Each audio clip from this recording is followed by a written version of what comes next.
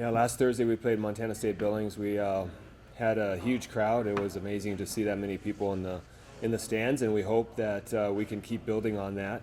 We play again Thursday night against a very good Seattle Pacific team, and we hope we can have the same crowd support, the same. It was loud at times against Montana State Billings, and hopefully we can get the same energy in the building again for this coming Thursday. Okay. And Coach, if you would just, what does that mean to you and the team when you see when you see a crowd like that from Saturday night? Because that's something that's been you don't see too often. Yeah, I think this crowd was the third largest in the history, or in this year's Division II volleyball. So that's pretty cool that we're up there among all Division II schools in the country. And last year we finished number 3 in the country as far as attendance goes, and hopefully we can be 1 or 2 this year.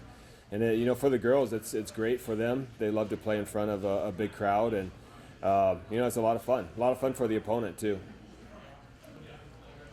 And so far, slowly inching up in the polls and everything. When you first, I think it was got to 13 or 12 that didn't put too much into it. It's we take it, if you will, one game at a time and everything.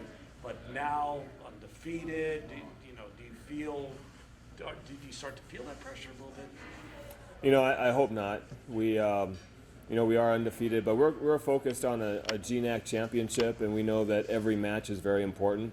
And so we're taking it one match, 1 point at a time, hoping to do well against Seattle Pacific. And we talk about trying to get better, not only every match, but also after every practice. We want to be a better team after every practice. And so, it's the same thing that all coaches talk about, taking it one step at a time.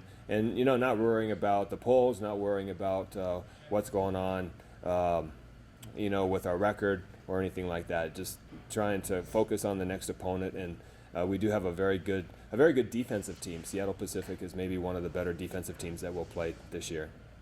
Best start in program history. What's it like to be a part of this team, and what makes this team so special?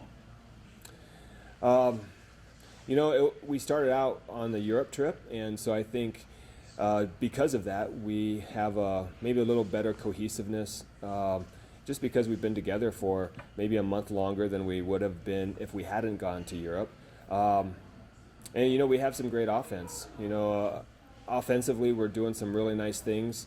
Morgan Hooe is distributing the ball very well, and we have 4 or 5 great hitters right now. And so hopefully we can keep that going. And our defense and our passing has come around and has improved each and every match that we played.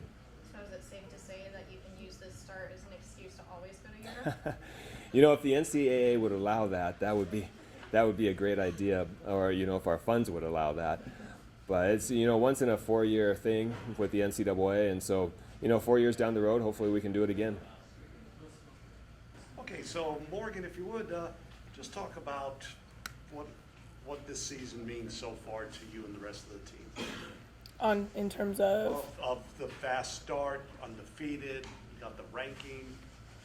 Well, as of being undefeated, everybody is excited. I mean, our record is great right now, but we have this thing on our team where, we win something or we do well in something. We end it at midnight, and the next day we try to be the best team we can be, and I think that's what's been helping our record so far. Picking Nate's brain. So you grew up in Anchorage, and this is the team that you probably watched growing up. What is it like to be a part of this team with its best start in program history? It's amazing. As a little girl, I used to wear a little UA cheer outfit, and I wanted to play college volleyball. And now that I get to play college volleyball in my hometown, it's amazing. And that the fact that I watched all these great girls go before me, like Jackie Matisse and Callie Scott, and now that I'm on that team is kind of amazing, especially to have the start we have right now. What, as someone who has played on this team before, what makes this year stand out so much? I mean, what's different about the chemistry that's just clicking so well? We just have great chemistry right now. We know that we can depend on everybody on the court. If someone's having a rough day, someone else will pick up. and we know we can lean on each other, and we've bonded a lot more this year. So I think that we've all become very close and basically just family. And then looking ahead to the upcoming games, what has Coach been saying? What does the team need to do to keep this start going? It just starts in practice. We have goals for every practice, every game, and we want to not just meet them but exceed them. And I think when we do that and we perform to our best, that's when we are going to become a better team and not plateau and just keep pushing forward. So you are the setter. What is the main idea, the main thing that goes through a setter's mind in every offensive play?